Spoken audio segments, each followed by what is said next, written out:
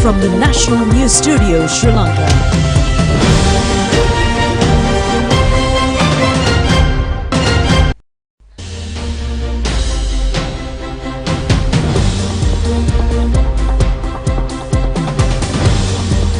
Good evening. Welcome to the National News broadcast coming to you live from the National News Studio here at Rupavahini. I'm Kasuni Balachandra. Good evening, I'm Clifford Richards. First of all, we take a look at the headlines.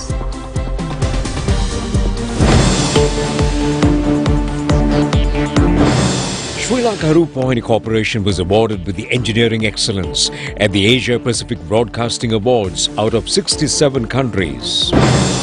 Katharagama Asala Festival begins tomorrow. SLRC is the official media sponsor.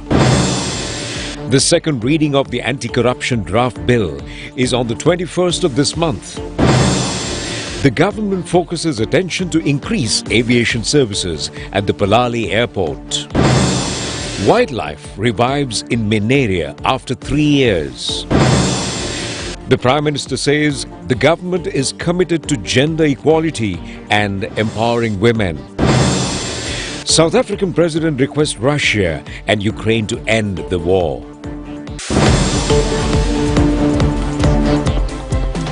We move on to those and other stories in detail. And in your top local story tonight, Sri Lanka Rupavahini Corporation won the Award of Excellence at the Asia Pacific Broadcasting Awards Ceremony 2023 held in Singapore recently. Asia Pacific Broadcasting Awards 2023.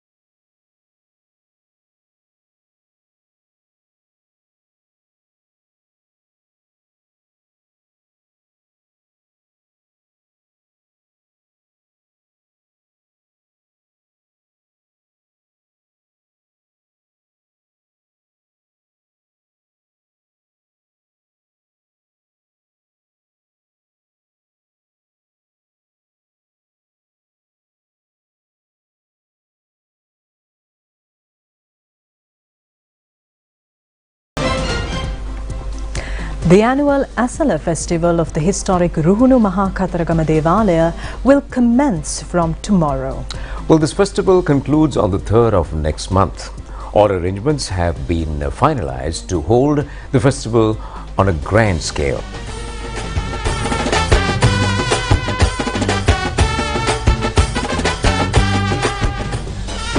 Over 5,000 Hindu devotees have arrived in the Katharagama sacred site from the northern eastern provinces by Padayatra. Our correspondent reported that the government has granted all necessary infrastructure facilities for the convenience of the devotees. Several health camps have been set up at the sacred site. Police, Civil Defence Force and also the Sri Lanka Army have jointly implemented a special security program during the Asala festival.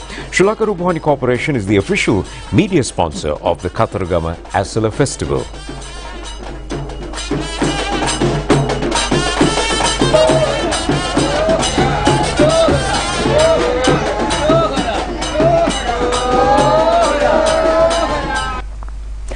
Prime Minister Dinesh Gunawardena says that women should take measures to increase their participation in decision-making. The Premier made these remarks participating at an awards ceremony held in Colombo yesterday. The ceremony was titled as Top 50 Women Global Economic Forum and Top 50 Global Professional and Career Women Awards 2023. These women leaders have made a difference, not just a small difference, but a big and a critical one. Our awardees today are eminent women who have broken glass ceilings, have pushed the frontiers of women's leadership, and have paved the path for other women and girls to follow in their footsteps and become future leaders. You ensure that your voices are heard when it comes to local, national and international economic policy making and development programs. Knowingly or unknowingly, these women leaders have become the role models of their country. Women and girls, and they provide inspiration to their gender across countries and continents. I congratulate the organizers for selecting the most appropriate theme, positioning women's business leadership at the forefront of Sri Lanka's economic recovery. As our government is fully committed to the policy of gender equality and women empowerment. Dr. Salachana Segera perhaps might ask me how many women are in Parliament. She just mentioned. Luckily, she made a mistake by not asking how many women ministers are in cabinet. We have only one. There are a lot to be achieved as we go along. The decision makers have to give the necessary recognition to all these officers. Sri Lanka, if I may mention, faced an unprecedented economic crisis. And under the presidency of His Excellency Ranil Wickremesinghe, President, we are on the path of a very slow recovery. Globally too, economic slowdown has shaken the world, especially in food, water, income generation, that firstly has the biggest effect on women. I'm sure the recommendations you have made during the discussions you held for last 2 days will help to promote women to participate fully and be a leader in every sphere and in the family of community and society economically. I take this opportunity to hail the Women in Work program, which is aimed to recognize and celebrate the outstanding achievements of Sri Lankan women who have excelled in their careers, business, and everyday life, serving as an inspiration to others. We look forward to improving financial literacy across the board and attractive programs bringing them all into the formal banking sector.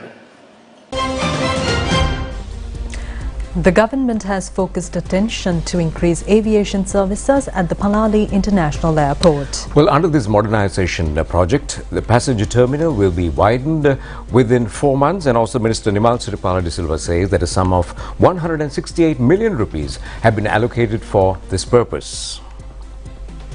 Palali runway is capable of operating aircraft less than 70 seats at present. Under the renovation project, the 1,400 stretch of the runway will be extended by 900 meters. The minister recently visited the airport and inspected the existing facilities of the airport.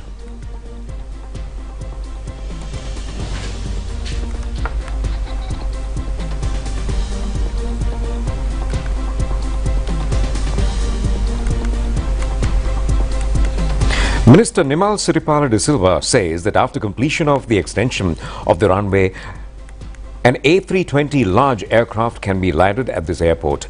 This will become a good opportunity to commence flights between Jaffna and Chennai. Over 160 million rupees have been approved for this project and will be completed within the next 4 months. Deputy Leader of the United National Party, Ruwan Wijewardena, says while the President is striving on to build up the country, the opposition is perturbed and attempting to discourage the government. He made these remarks participating at the Mavanala Electorate UNP Balamandala meeting. Many party activists were present at the meeting.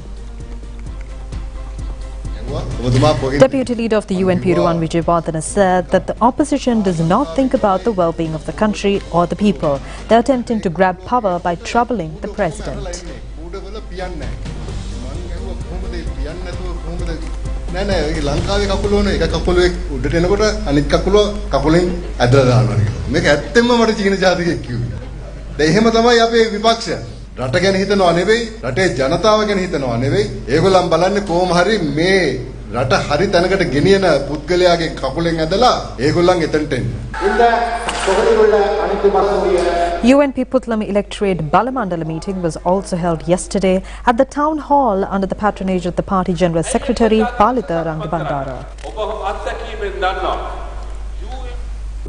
General Secretary of the Sri Lanka Podujana Peramuna, Sagara Kariyawasam, says their party will work collectively with any political party that agrees with the SLPP policies. He made these remarks participating in the Harispattu Electorate Balamandale meeting.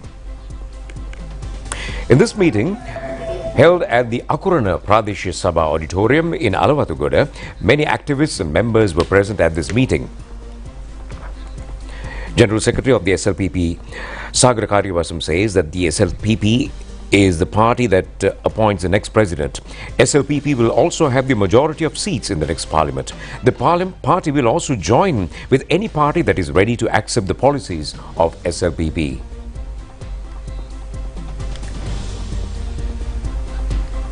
The second reading of the anti-corruption draft bill will be held in Parliament on the 21st of this month. This was decided at the Parliamentary Affairs Committee meeting held recently. Preventing corruption is a major factor in the agreement set up with the IMF. Accordingly, the government presents the anti-corruption draft bill.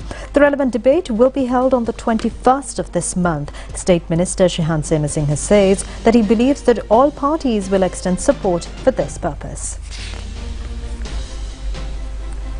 Parliamentarian Tissa Attanayake says that presenting the anti-corruption bill without power to inquire into past incidents cannot be approved. He made these comments at a public rally held in Anuradhapura.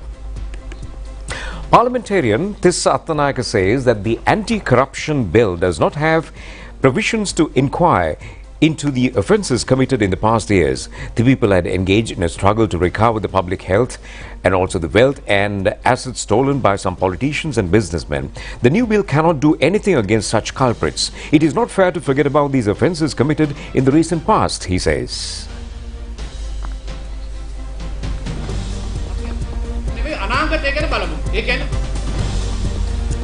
General Secretary of the Janata Vimukti Peramuna, Tilvin Silva, says the government is attempting to present several bills aiming to suppress people. He emphasizes that they will not allow the government to pass these laws. He made these remarks at a meeting held with the party supporters in Badulla. General Secretary of the JVP, Tilvin Silva, said that the government is ready to bring several bills, including anti-terrorism bill. The government considers all those who oppose the government as terrorists. It also thinks that expressing protest against the government is an act of terrorism. In addition, they are attempting to bring the Broadcasting Authority Act to suppress the voice of people. Even though there should be a regulatory system for mass media, the government cannot be allowed to foul play with mass media.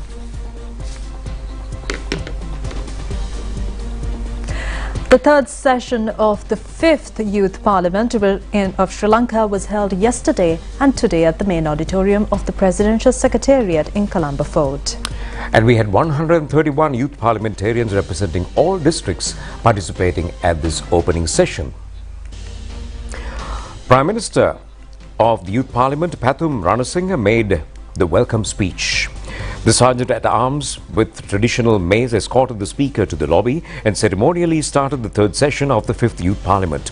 The youth parliamentarians debated on the proposed Youth Parliament Bill at this session. Secretary of the Ministry of Sports and Youth Affairs, K. Mahesham, Media Director General of the President Dhanushka Ramanayake, Chairman of the National Youth Services Council, Pasindu Gunaratna, graced the opening session as chief guests.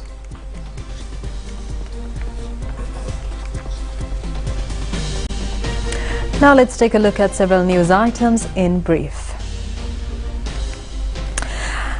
A grade 8 student was hit by a falling cable and an iron rod attached to it and later succumbed to the injuries. She was a student of Sri Sumangala National School in Variapula. She met with this unfortunate incident while travelling on a motorcycle with her mother to attend a tuition class. Agriculture Minister Mahinda Amaravira says that some agrochemicals in the local market are substandard. The relevant agrochemical importers and manufacturers should take measures to release quality agrochemicals to the market unless stern legal action taken against these companies. He made these comments at a ceremony held in Suryavava recently. 330 trainee Marines of the Sri Lankan Navy Volunteer Force passed out yesterday, completing their preliminary training. The passing out parade was held at the Sri Lanka Navy Training Institute in Busa. The National Lotteries Board has launched a new ticket titled Lucky 7 to the market in line with the 60th anniversary of the board. This lottery draw grants more and innovative prizes for the buyers. Mahajana Sampatha Jaya King special lottery ticket was also released to the market at this ceremony. Annual Mihindu Maha Perahara of Sri Pushparama Temple in Kirulapana paraded the streets last night. The Perahara festival was organised under the Anusasana of Chief Incumbent Venerable L. Kadwe Nagitathera. Prime Minister Dinesh Gunawardena and many visitors were present at this occasion to view the Perahara.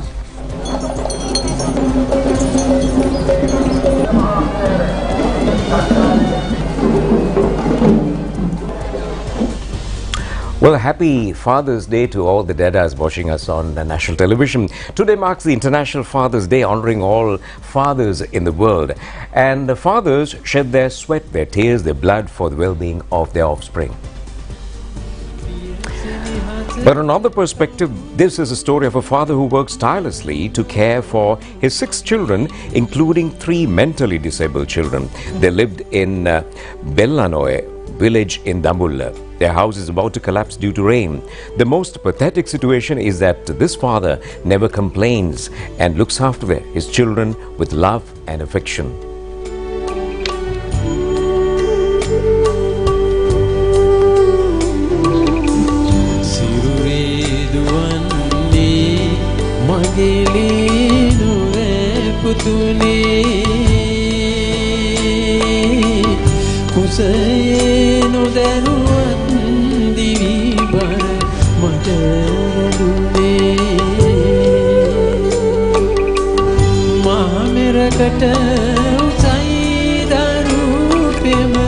Well, he is an exemplary father, figure of the entire fatherhood, who also silently dedicates his life to his family and children.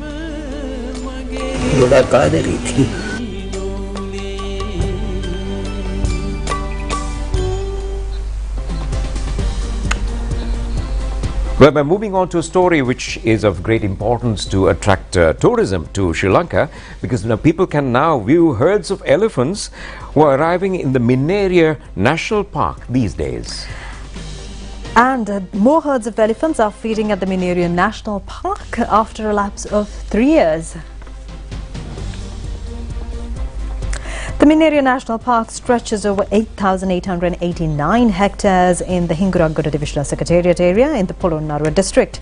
This national sanctuary was declared as a wildlife park on the 12th of August 1997. This was opened for the public since May 1998. Now, the Mineria National Park is very popular among local and foreign tourists to view especially wild elephants. In addition, a vast range of biodiversity is available in this area. During the past years, many grasslands of the park had gone underwater due to rise of water level of the Mineria Reservoir. The situation temporarily blocked herds of wild elephants. However, the Mahavali authorities have taken measures to keep water levels somewhat lower, allowing the wild animals to feed on the meadows. Our correspondent says that tourists are able to view herds of 100 to 200 elephants feeding on the grasslands at a time.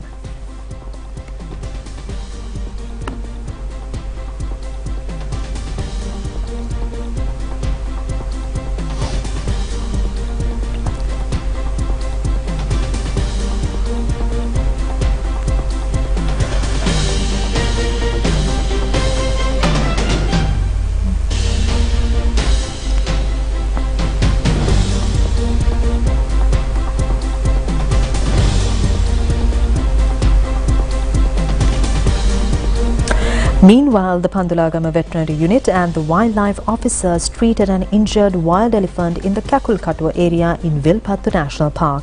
The wild officers of this area said this female elephant is of 30 years age.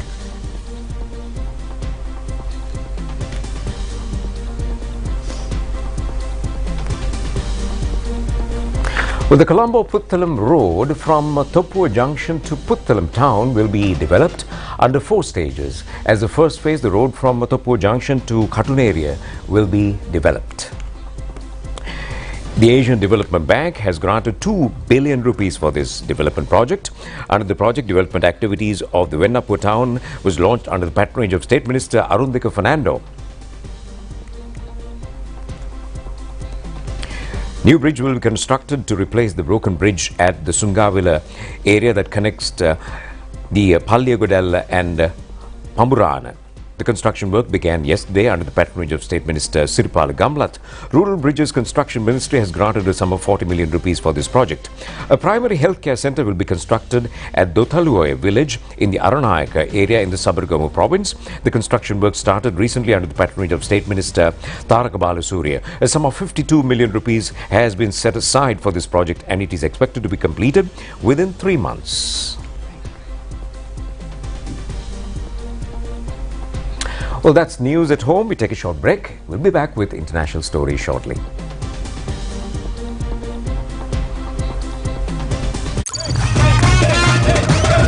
Prima Kotumi Bantamai.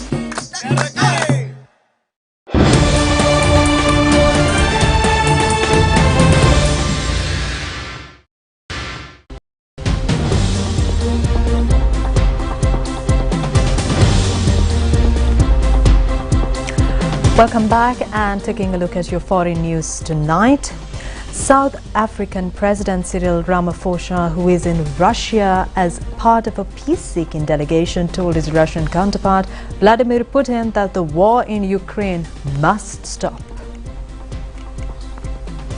South African President Ramaphosa laid out the 10 points of the African Peace Initiative that is seeking agreement on a series of confidence-building measures, even as Ukraine last week began a counter-offensive to push back Russian forces. He added his delegation consists of 7 African leaders, came with a clear message that this war has to be ended. President Putin interrupted opening remarks by African leaders seeking to mediate in the Ukraine conflict to deliver a list of reasons why he believed many of their proposals were misguided. He reiterated his position that Ukraine and the West had started the conflict long before Russia sent its armed forces over the border in February last year. U.S. Secretary of State Antony Blinken has met China's Foreign Minister Qin Gang in Beijing to start the 2 days of talks with Chinese officials. The visit is the first by an American diplomat in China in almost 5 years. U.S. officials say that the main goal of the talks is to stabilize a relationship that has become extremely tense.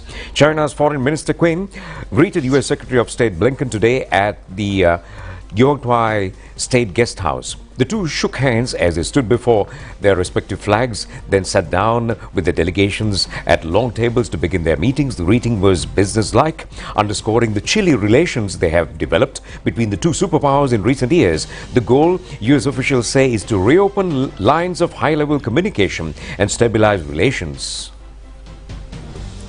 The 25th Shanghai International Film Festival wrapped up in style yesterday as the Golden Goblet Awards ceremony at the Shanghai Grand Theatre recognized exceptional films, actors, screenplays and directors. Kazuyoshi Kumakiri's Japanese film Yoko emerged as a major triumph, securing multiple accolades including Best Feature Film, Best Actress and Best Screenplay. This movie tells the poignant story of a middle-aged woman played by Best Actress winner Rinko Kinkuchi, who embarks on a journey home reflecting on a life of abandoned dreams. Spanish documentary film Mujeres, directed by Marta Lalana, earned the Best Cinematography Award and the coveted Jury Grand Prix Award. Well, the TikTok Southeast Asia Impact Forum 2023 was held in Jakarta, Indonesia, recently bringing together creators, entrepreneurs and also public sector stakeholders. Well, the event highlighted social networking platform TikTok's transformative role in empowering communities, fostering economic opportunities and fundamentally changing life. TikTok's Chief Executive Officer, Shozi Chu, said that the event that TikTok will invest $12.2 million over the next 3 years to help over 120,000 small businesses in Southeast Asia to transition their business from offline to online. The investment comprises cash grants, digital skills training and advertising credits for small businesses, including micro businesses.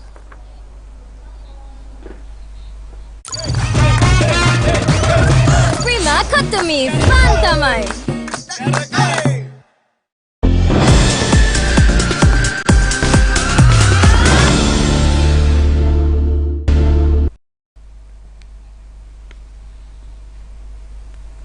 And taking a look at your sports news tonight, in the history of inter-school rugby tournament, Trinity College Kandy was defeated by the Dharmaraja College team Kandy for the first time. The match was played at the Bogambara grounds. Well, both teams competed in offensive manner and Dharmaraja had scored 10 points at the end of the first half of the game. Trinity could not score any point in the first half. Trinity scored 15 points with 3 tries in the second half. However, Dharmaraja College won the game at the last moment with a try and a conversion.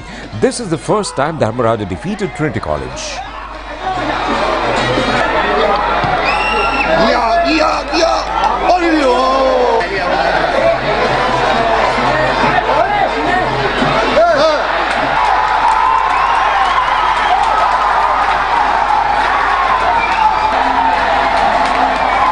Meanwhile, St. Peter's College Colombo team defeated Royal College in another match in the tournament yesterday. St. Peter's scored 11 points while Royal could only score 5 points.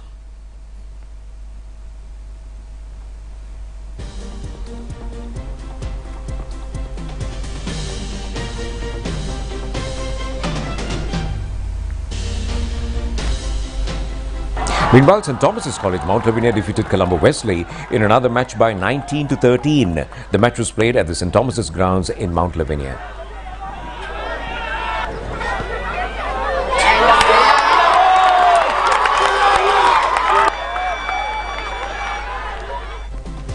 Sri Lanka will play the first match of 2023 World Cup qualifier tournament tomorrow against the United Arab Emirates. The tournament will be held under A and B category. Sri Lanka will play under B category. The match against UAE will begin at 12:30 p.m. Sri Lanka time in Harare Stadium in Zimbabwe.